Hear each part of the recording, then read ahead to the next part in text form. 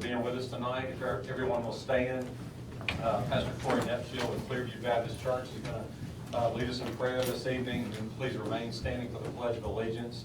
And Alderman Payne is going to lead us in the pledge tonight. Father, we thank you for the opportunity to be able to gather here. We thank you for what we celebrate over this special weekend, the resurrection of our Lord Jesus Christ. Thank you for our city. Thank you for the leaders that are here. We're so grateful for their leadership.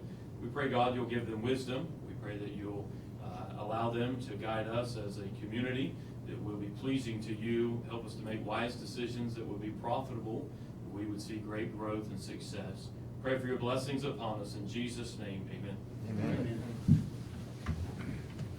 I pledge allegiance to the flag of the United States of America and to the republic for which it stands, one nation, under God, indivisible, with liberty and justice for all.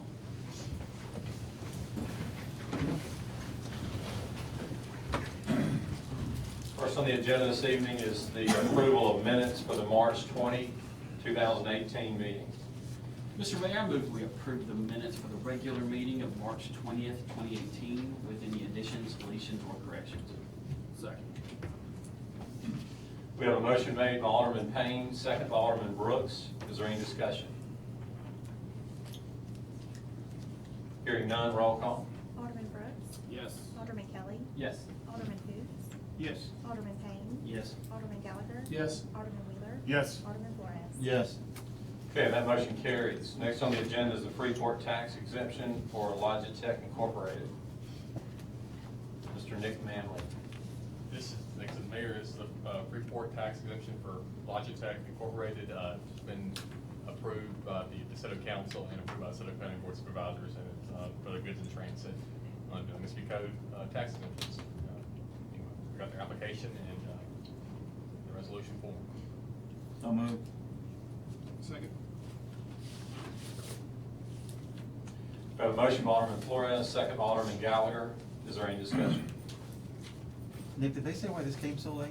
They were going to be out of town at the Board of Supervisors meeting, and they say postponed to tonight. Our supervisor didn't take that until yesterday. Right. And so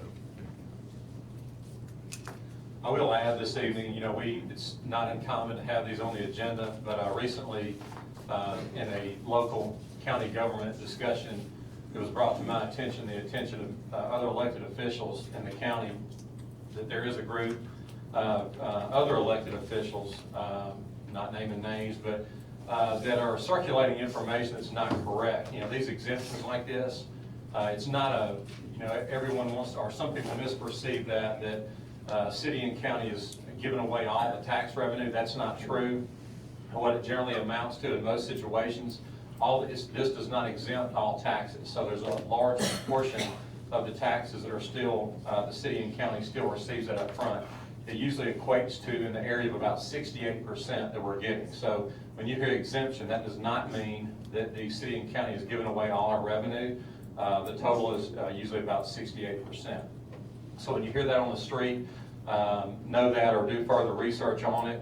A lot of times these situations are expansions when these companies could go elsewhere. And when I say elsewhere, I'm not just talking about other cities throughout Mississippi.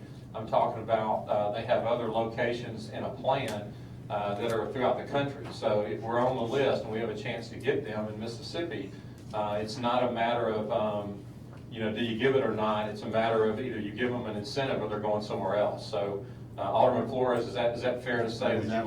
Alderman Flores sits in on those meetings for us with the county. So would you add to that?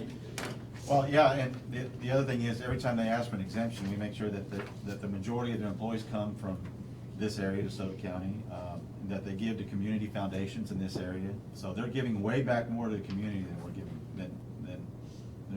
than they really have to. That's what we're doing.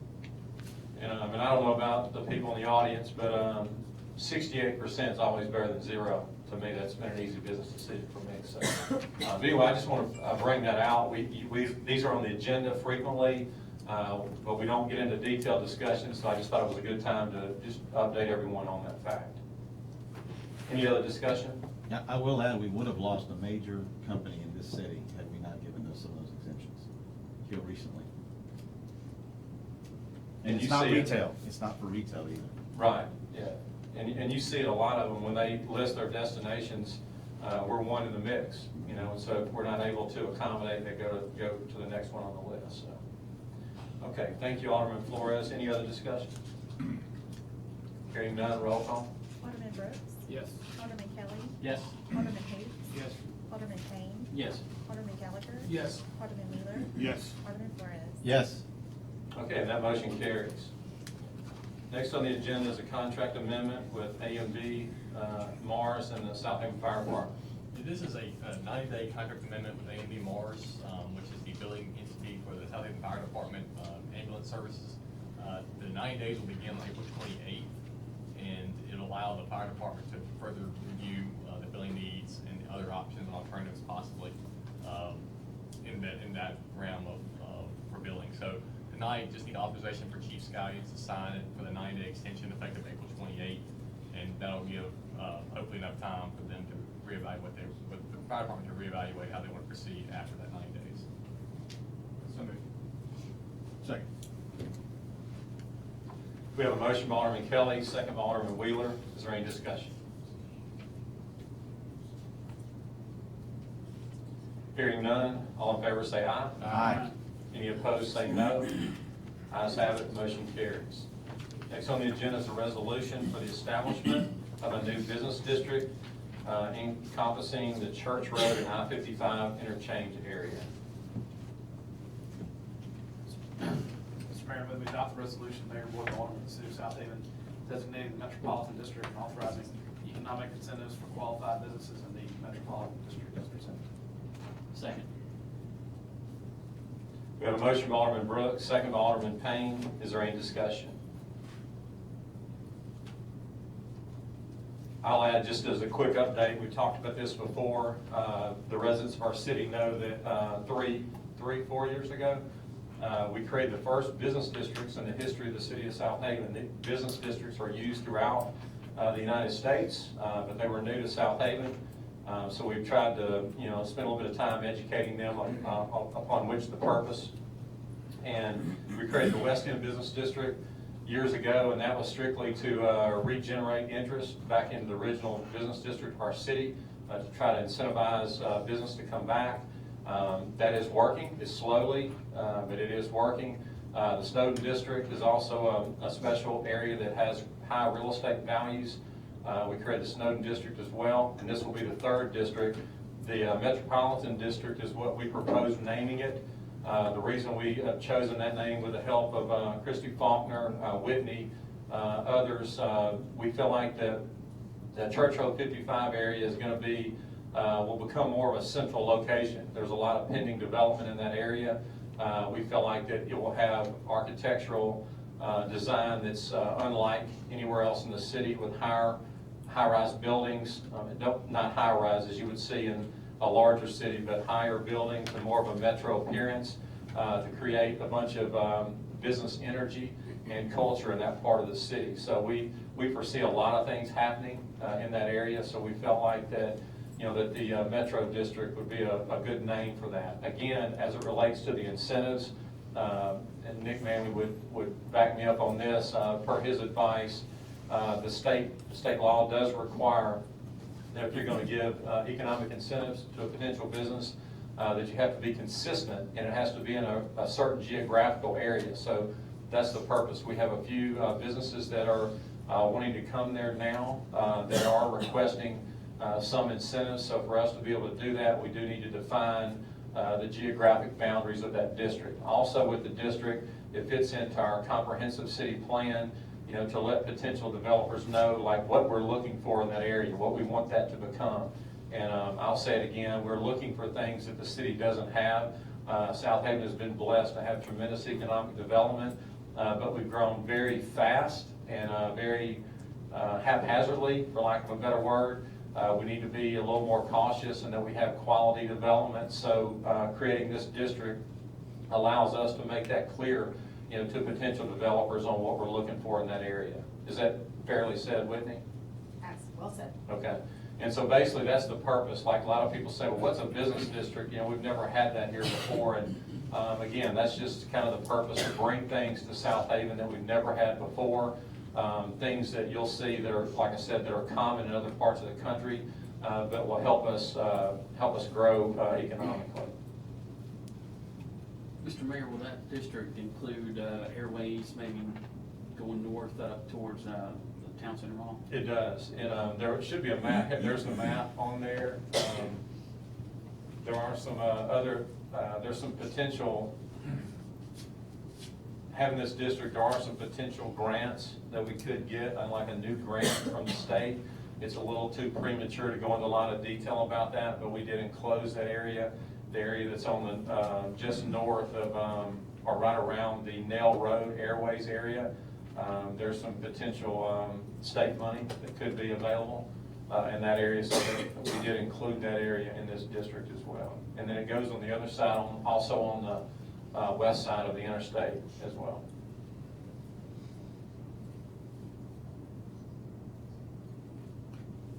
Any other discussion? Hearing none, roll call. Alderman Brooks. Yes. Alderman Kelly. Yes. Alderman Hoots. Yes. Alderman Payne. Yes. Alderman Gallagher. Yes. Alderman Wheeler. Yes. Alderman Flores. Yes. Okay, and that motion carries. Next on the agenda is our planning agenda. Ms. Whitney Cook. Yes, sir. Our first application we've got is just a minor subdivision, and this is going to be east of Getwell on the south side of College Road. It's a parcel of land, approximately 72 acres. The applicant's wanting to take 2 lots, 5 acres and 3 acres, leave the remaining acreage in the larger parcel. They've given us the 53 feet of right-of-way needed for College Road if and when we need to widen it or do improvements to it, which is required for the comprehensive plan on the transportation side.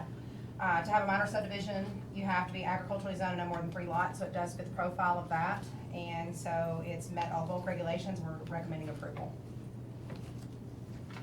Mr. Mayor, I recommend approval. I make a motion to recommend approval for item number 1 on the planning agenda. Second.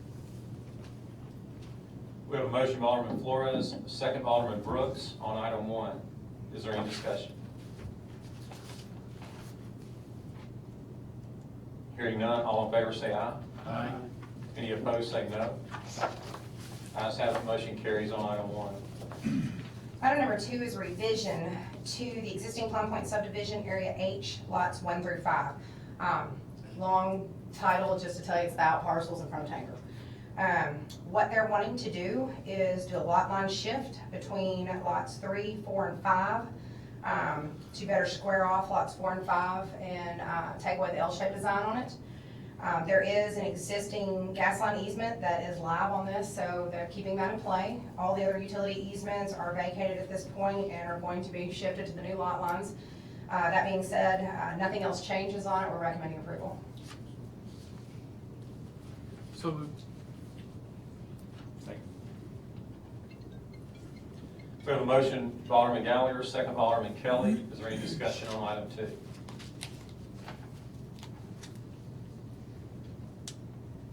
Hearing none, all in favor say aye.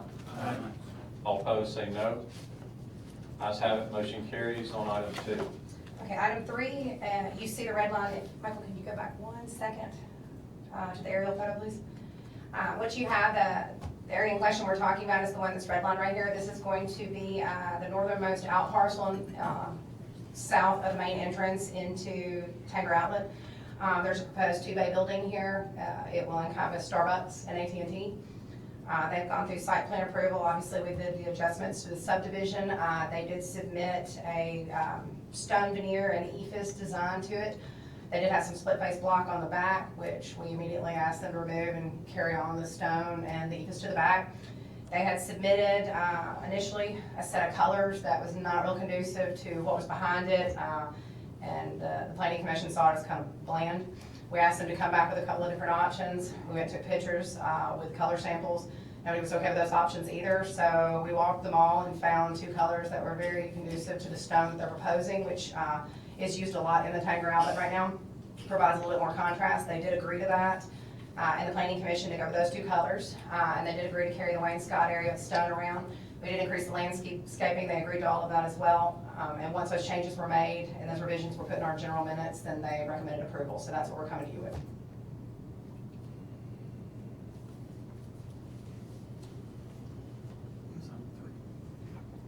Mr. Mayor, I move we approve item number 3 on the planning agenda. We have a motion by Alderman Payne, second by Alderman Brooks.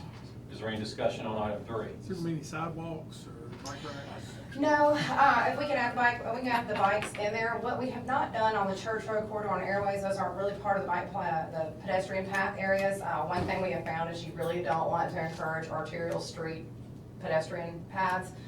So those are not part of that. And we also haven't carried the sidewalk down the front of Tanger either. So this being an out parcel on the frontage that's already been built out, it would kind of be piecemealed and it would kind of lead to nowhere. The bikes wouldn't be a bad idea because obviously you can go across at the stoplights and cross into the parking lot. So we can obviously ask them to put bike racks on like we have been doing. But I think from a sidewalk standpoint, it's not matching with the comprehensive design for it stands. So I don't know that it would make sense to put them there. Okay. But I can certainly add bike racks Yeah, in there. that sounds good. Okay. Those are cheap. Especially if it's a Starbucks. It is Starbucks. I don't know if I'm supposed to say that, but yes, that's what it is. Bike rack. People like to ride by for coffee. You blew that one already. I'm sorry. Yes, Take you- that back. Whitney, I got a question. Is Yes. this going to be facing, will the storefront be facing Airways? It or- will be facing or- Airways. It's, I mean, the way this out parcel sits, it's got visibility from all 4 sides, and we basically made them aware of that all 4 sides need to be conducive to what a street design would look like. But the main entrance to both will be facing Airways. They will have no direct access to Airways. They will be utilizing the existing access point to the north, which is the main entrance. And then in the overall site plan with the mall, there was a southern entrance that was already approved, and you kind of see where it goes into the gravel now. There's a drive there. That will become a permanent drive. But there will be no curb cuts directly for the out parcels. Okay, so, but you have to go into the Tanger Mall to get to it. You have to enter through the Tanger Mall site to get into it. We have, just like with the Chick-fil-A discussion with queuing, where we're very well aware of it in the site plan design, we have made it to where their queuing line already called for around 8 to 10 spots, but the way the building's designed, you could fit approximately 12 cars in a lead around the queuing lanes, so it's sufficient. And it's lot 3, right? Yes, it is out parcel 2, but lot 3, which was a little confusing during the planning commission meeting, but yes, it is lot 3.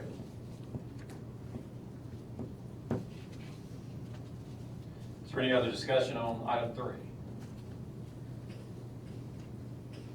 Hearing none, all in favor say aye. Aye. All opposed say no. Ayes have it, motion carries on 3. Thank you.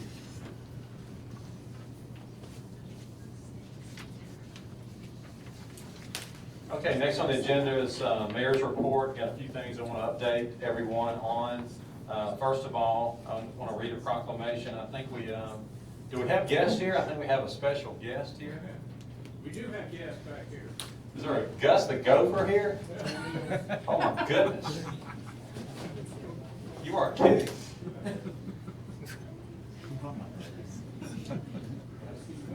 Poor guy. He'll be. Yeah, he's a good looking one, right?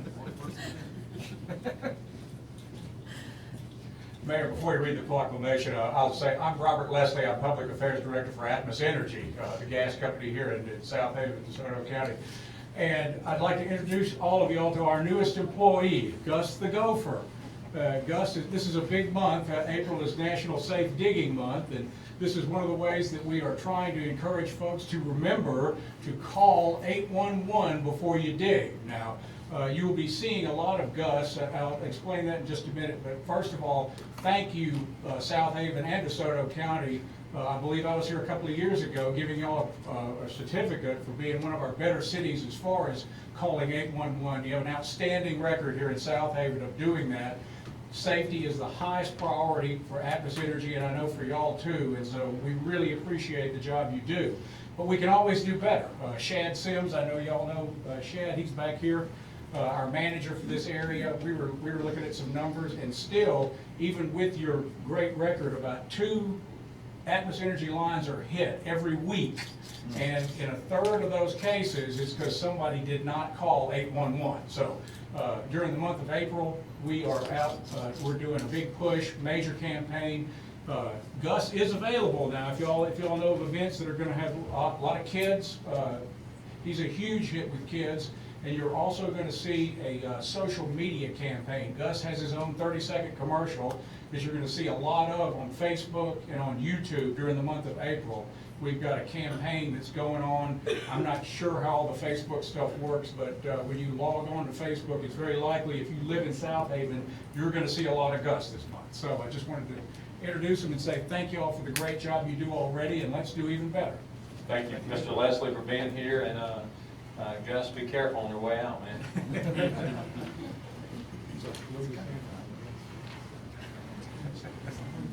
So here's our proclamation for the City of Southaven. Whereas each year Mississippi's underground utility infrastructure is jeopardized by unintentional damage by those who fail to call to have underground lines located prior to digging. Undesired consequences such as service interruption, damage to the environment, personal injury, and even death are potential results. And whereas Mississippi 811 Incorporated promotes the national call before you dig number 811 in an effort to reduce these damages.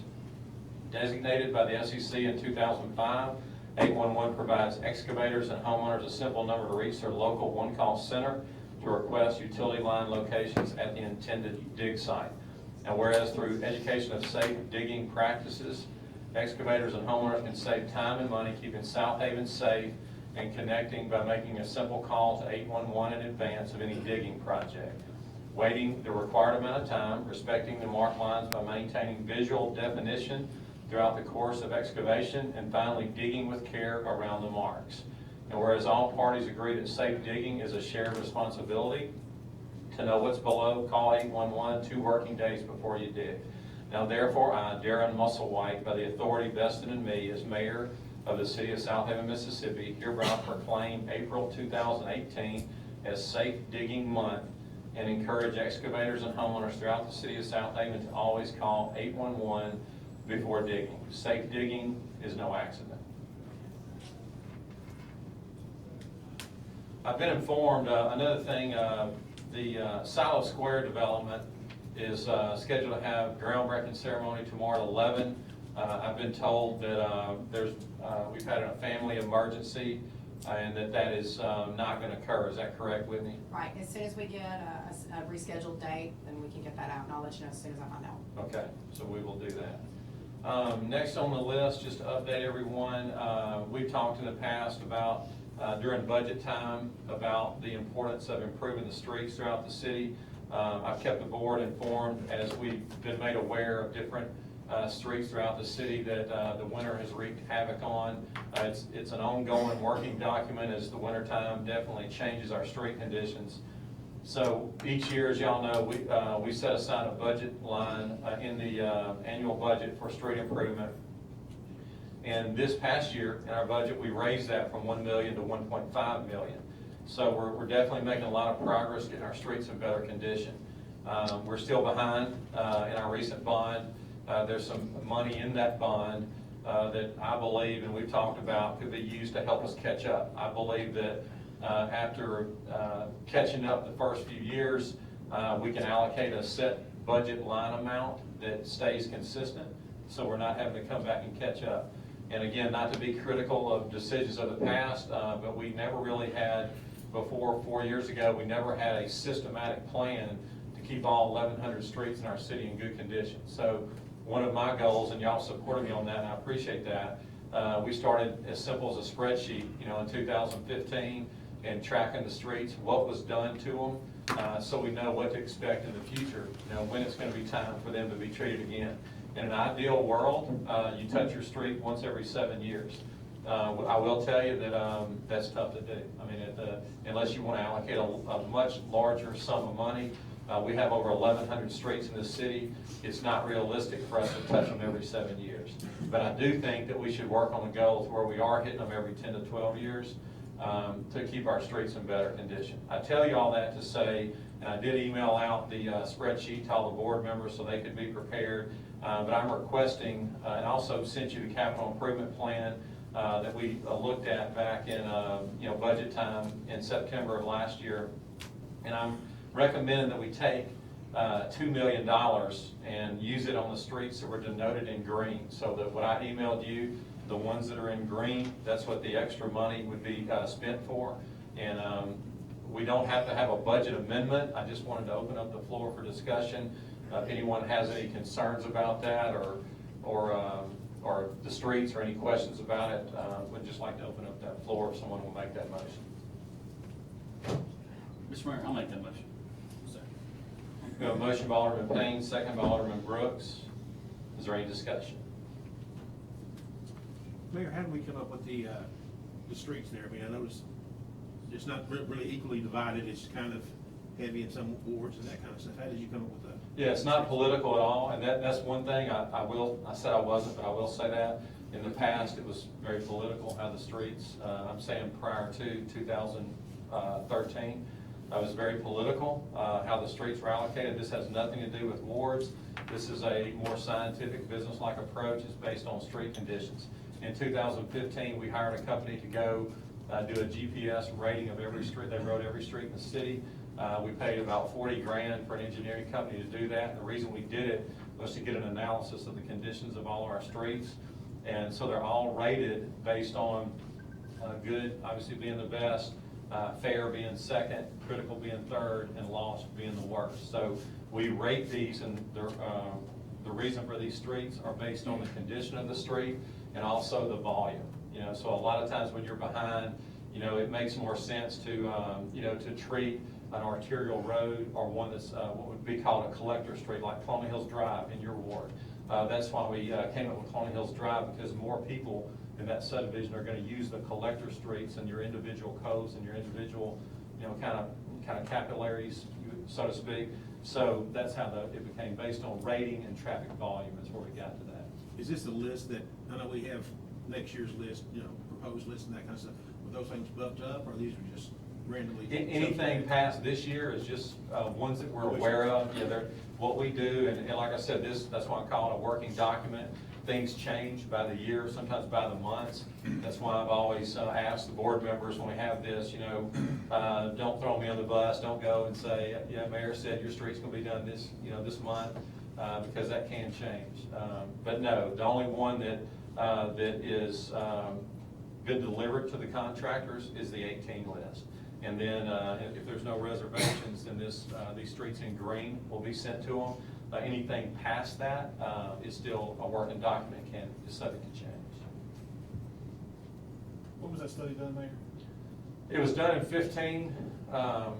We did it in 15 and then rated all of them, and then it's actually about due to do it again. That's what I was going to. Yeah, because as you know, when a couple of years go by, that changes the situations, but that's no secret we're playing catch up. And the other thing, just to catch Alderman Hoots up, since he is is not here during the whole term, we had a problem in the city when the housing decline occurred in 2008.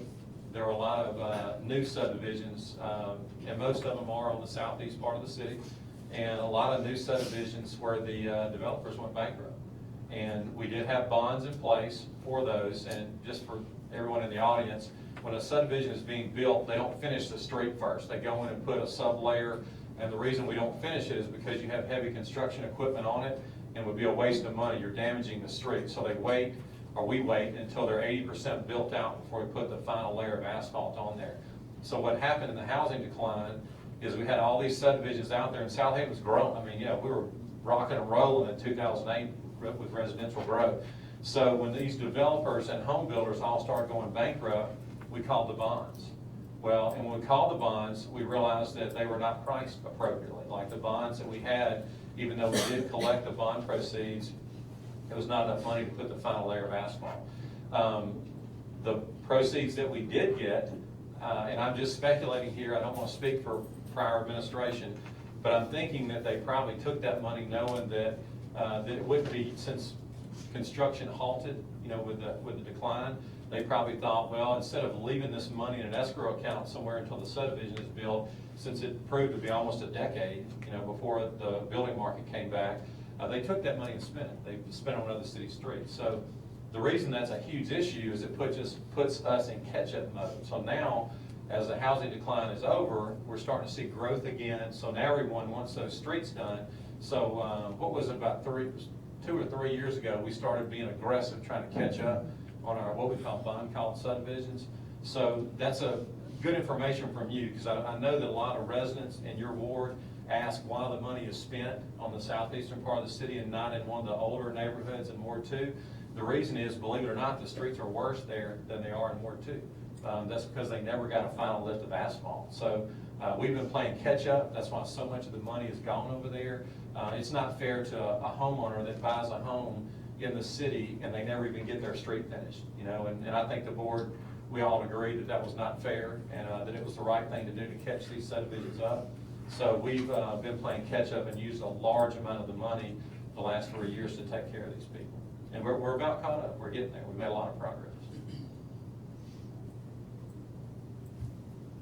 Mr. Mayor, what, on the capital improvement list, did you take off something in order to come up with the $2 million?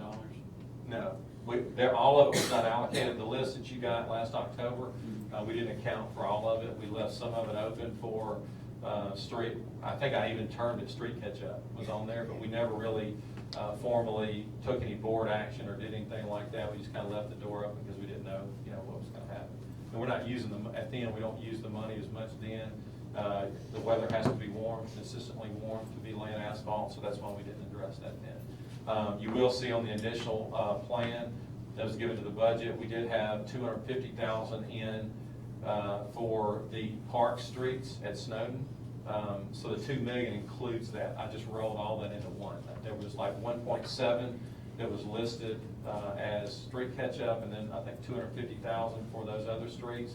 I just combined those all together. So the $2 million would include those, and they're noted in green on that updated spreadsheet.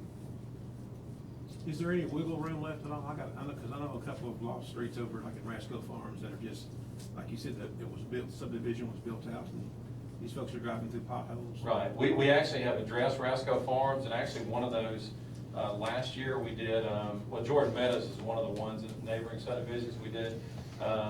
Jordan Meadows, and then we have another street on Jordan Meadows. It's absolutely horrific. You almost need a four-wheel drive I rode it the other day.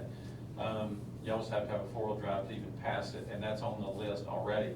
Now, Rasco Farms, Whitney, we also spent money, I know, in the last 2 or 3 years there, but we wait until it's 80% built out. Again, we don't want to go lay new asphalt and have to redo it.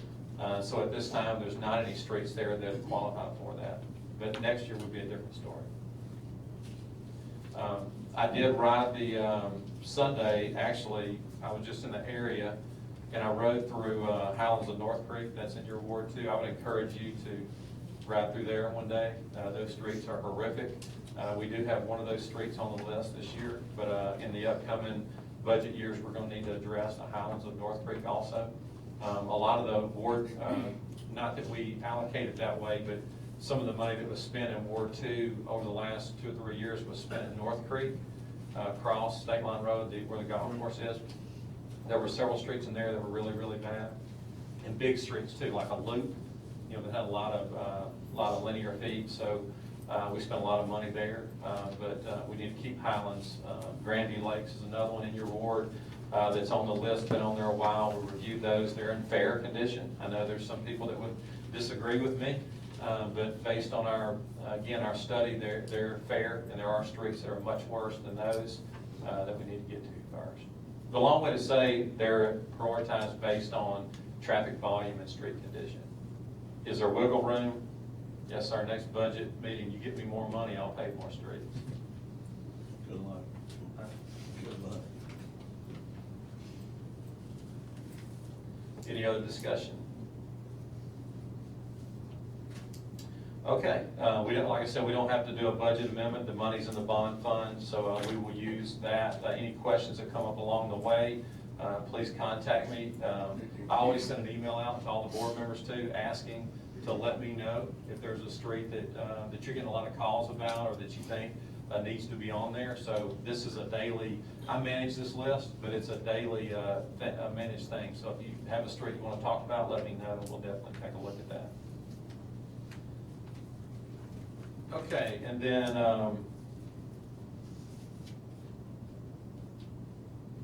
along with that, I want to go ahead and bring this to your attention as well. The spreadsheet that I sent you has another tab on there for roads. That's our arterial roads.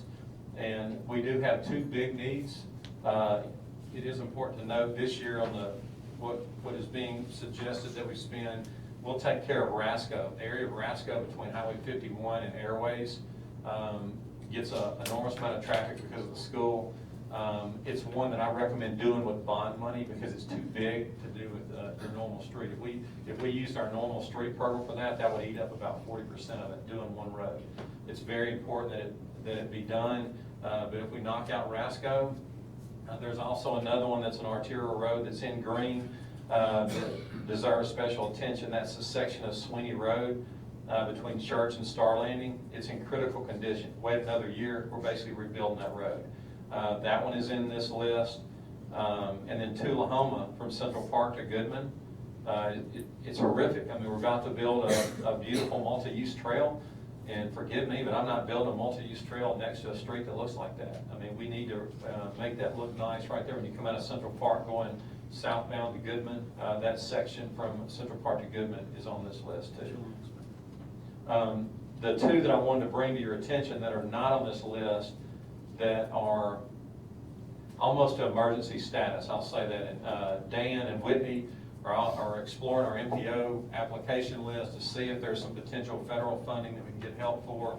But State Line Road, you know, from the interstate back to Tullahoma, it's just, you know, with all the truck traffic, with all the, you know, distribution centers, it gets worse by the day. It just embarrasses me. Every time I ride down it, I'm just embarrassed to be your mayor. I'm gonna be very honest with you. We gotta do something about that. But we priced it, and it's $1,037,000.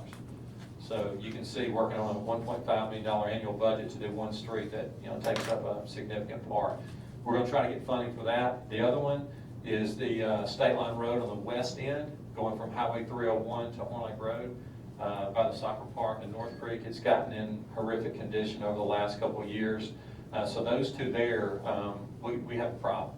So we've got to find a way to find some money for that, and so I'll continue to update you on that, but we're searching. Okay, if there's no more questions about the roads, I'll move on to my last topic, which is our 17 financial audit. We recently got our audit numbers. We've got fantastic numbers again. We've improved our net position by $7.4 million. Our debt went down $7.7 million, and we added another $800,000 to our unassigned fund balance. Not to speak municipal finance jargon, unassigned fund balance means rainy day fund. That means money that after all the encumbrance are paid, accounted for, and all the payments are made, that's the money that's left in your bank. And the city has, since 2013, raised that from $2.4 million to $7.7 million. And I commend this board for being committed to, you know, raising that balance and maintaining 12%. That's another thing, Alderman Hoots, just to update you. That's not money that's just sitting there where all of it can be used. We passed a resolution a few years ago to make a commitment to keep 12% of our general fund dollars in reserve, which equates to about $5.2 million. So that's important for us, not only for protection if we did have some type of catastrophe, but also helps us get a better bond rating. So it's very important that we maintain 5.2. So all of that money is not sitting there, you know, to be used. We want to maintain that 12% fund balance. But it just shows that we have done well. You know, we were below 12%. We got there. Now we're $2.5 million above that. So we have another $2.5 million that can be used, and that will be something that we can discuss, you know, in the upcoming weeks.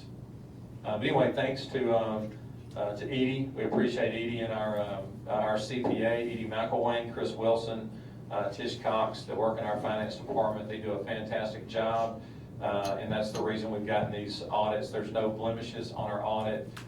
We've had like four of the cleanest audits in the city's history.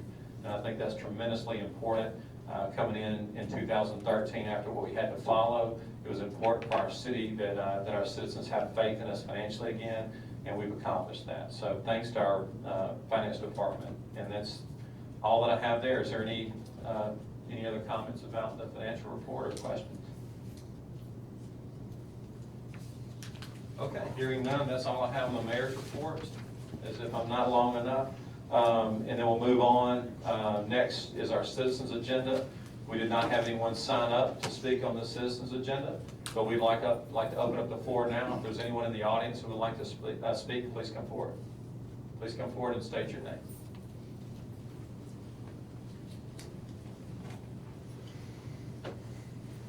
Hello, how are you? My name is Addie Singleton Brown, and I know some of the people in the city know me because I've been calling them since 2007. We have a problem in our neighborhood with our streets. It's really bad. The address is 2505 Tower Drive, Southaven, Mississippi, and the streets is tore up, and it's tearing up our cars. The neighborhood, they're not picking up the garbage. I have garbage in back of my house now that I had them to put up a sign, no dumping.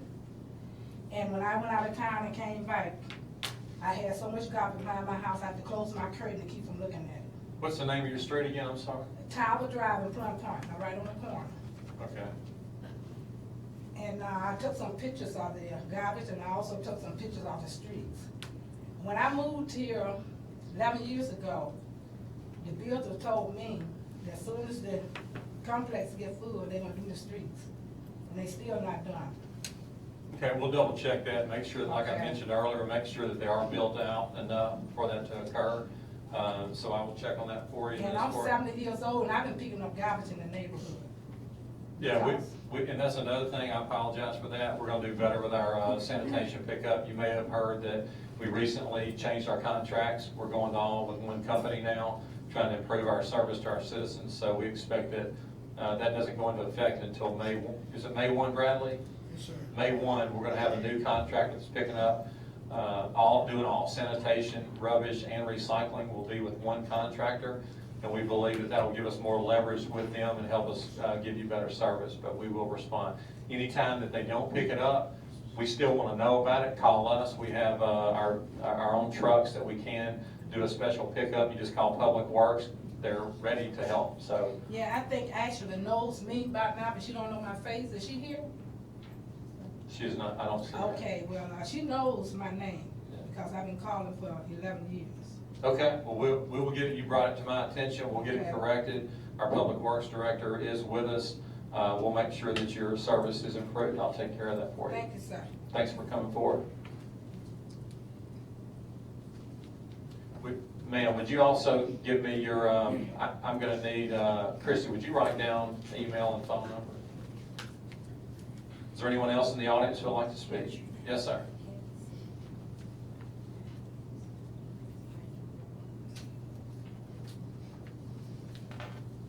Good evening. Good evening. My name is David Jones. I moved here in 2011 from Mechanicsville, Virginia. I was very impressed with Southaven when I moved here. That was one reason I moved into Tower Drive, just off of Nebraska. The neighborhood has gone to pot. We have people, I don't know, but I was impressed because we had the enforcement division here and they could enforce things. We have people with tires laying outside the fence on the street sides instead of putting it behind the security fence, and pickup trucks, and just, I have a neighbor that's had a canopy laying down in the backyard, in my view, for a year. Also, there had, for 2 solid years, there's one on the street. The mailbox has been laying on the ground. I don't know why the post office doesn't do something about it, but I mean, I thought code enforcement would, that's what I was impressed with. I would live in a good neighborhood, retirement community, which your magazine said it was, which I am retired. I'm retired law enforcement. And we just need somebody to start looking at these neighborhoods. Or it's going to be like on the other side of the state line. Yes, sir, I agree. I mean, I think this board in the past has supported strong code enforcement in our area. I can't say any more straightforward that I agree with what you're saying, and we will address that. Christy, will you also, Christy is my assistant, she'll take down your contact information. I'll make sure that your request gets in the right hands and we'll get something done about that. Just have them right around, take a look. Yes, sir, thank you for coming forward. Is there anyone else who would like to speak? Okay, that'll wrap up our citizens agenda. Next on our agenda is our personnel docket. Mr. Mayor, I move we approve the personnel documents presented on this date. Second. We have a motion by Alderman Brooks, second by Alderman Payne. Is there any discussion? Hearing none, roll call. Alderman Brooks. Yes. Alderman Kelly. Yes. Alderman who? Yes. Alderman Payne. Yes. Alderman Gallagher. Yes. Alderman Wheeler. Yes. Alderman Flores. Yes. Okay, that motion carries. Next on our agenda is our city attorney's legal update. Mr. Nick Manley. A couple of contracts for Springfest we need to get approved. The first one will be with Wildcat Cheer. The correct name is Wildcat Cheer. But anyway, they will help with the Wildcat Association. It's called Wildcat Association. I'm sorry. They've helped in the past with the vending services at Springfest, and this will allow them to assist with Christie in the vending services. So, authorization to have the mayor sign this contract with Wildcat Association for Springfest vending services. So moved. Second. We have a motion by Alderman Brooks, second by Alderman Wheeler. Is there any discussion?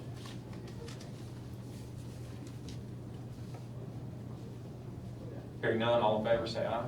Aye. All opposed say no. Ayes have it, motion carries. Next one's with a company called Rusty Pete's. It's for $2,000 to assist with getting the training and everything that's needed for the bidding services. There's authorization for the mayor to sign a proposal. This company will help with all the vendors, establish their policies, initiate the product orders, and manage the waste and that type of thing at Springfest as well. So it's $2,000 for the entire 6 days. So moved. Second. We have a motion by Alderman Gallagher, second by Alderman Brooks. Is there any discussion? Hearing none, all in favor say aye. Aye. All opposed say no. Ayes have it, motion carries. And two more, authorization, I don't have this contract yet, we're still working on it. It's a contract with Live Nation. It'll assist with the entertainment for Springfest. In the past, it was previous contract, but tonight we would seek a motion or authorization to enter into a contract with Live Nation to assist with the booking for Springfest, contingent upon the mayor's approval of the contract. And we'll review that contract, but we'll need to price out between now and the next meeting. We're hoping to have it done tonight, but we're still working on a couple of details. So tonight, an authorization for the mayor to sign it contingent upon his final approval. So moved. Second. We have a motion by Alderman Kelly, second by Alderman Wheeler. And just to update everyone on that, this is something that was handled by our previous concert promoter. We had a separate contract for that, so that's what we'll do, the same thing. We do have a fee set. The fee is actually going to be capped for us, so it's going to be in the 10% range, which actually will be less money than we paid in the previous year. So we don't, like Nick said, we don't have all the details yet, but we will finalize that. As far as the entertainers, the artists that are coming, Christie is still working with Live Nation on that.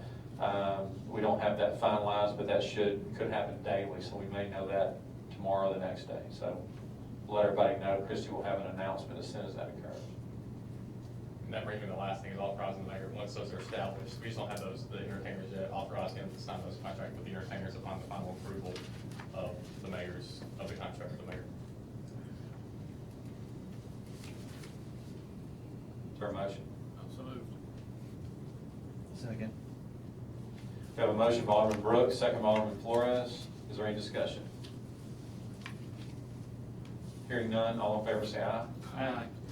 All opposed say no. Ayes have it, motion carries. All right, next on the agenda is our claims docket. Mr. Mayor, I move we approve the claims docket in the amount of $1,751,373.64, including demand checks. Second. We have a motion by Alderman Payne, second by Alderman Flores. Is there any discussion? Hearing none, roll call. Alderman Brooks. Yes. Alderman Kelly. Yes. Alderman Hoots. Yes. Alderman Payne. Yes. Alderman Gallagher. Yes. Alderman Wheeler. Yes. Alderman Flores. Yes. Okay, and that motion carries. Next on the agenda is to determine the need for executive session. So moved. Second. We have a motion by Alderman Brooks, second by Alderman Kelly. All in favor say aye. Aye. All opposed say no.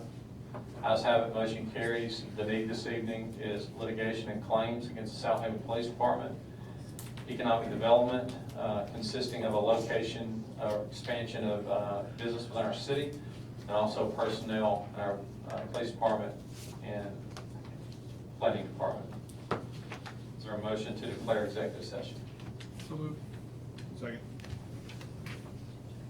We have a motion by Alderman Gallagher, second by Alderman Wheeler. All in favor say aye. Aye. Any opposed say no. Ayes have it, motion carries. The mayor and board will now enter executive session.